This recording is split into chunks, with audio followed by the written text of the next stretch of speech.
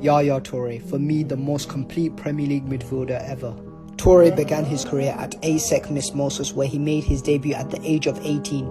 His performances attracted attention from Europe. He had stints at Olympiacos, Monaco, and eventually got a big move to Barcelona in 2007. At Barcelona, Toure was deployed as a defensive midfielder. Toure stayed 4 years at the club, winning 6 trophies at Barcelona in 2009. Not only did Toure win the Champions League in 2009, but was also the first ever Ivorian to be nominated for UEFA Team of the Year. However, in 2010, after problems with Pep Guardiola, Toure decided to move to Manchester City, where he was successful, winning 3 Premier Leagues and was voted as Best African Footballer 4 years in a row. In the 2013-14 season, Yaya Toure produced the greatest ever season for a midfielder. Toure, at his time at Manchester City, developed into a complete midfielder, a player who can play as a defensive midfielder as well as a box-to-box player.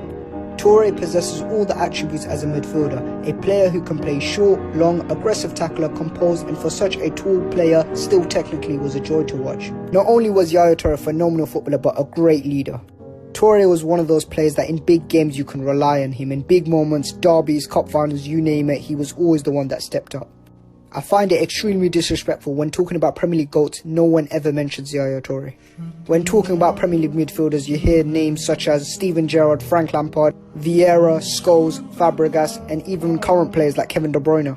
Yaya Toure in the Premier League, there wasn't a player like him, and I don't think we'll ever see one again. It's hard for me to just pick one attribute that I like of Toure, but it's got to be his striking of the ball. Had such a delicate strike with phenomenal placement and accuracy. The way Toure used to glide past players with strength and skill. Toure was a player I rated so highly that I believe he could play in any side in history, whether that be the national team or the club side.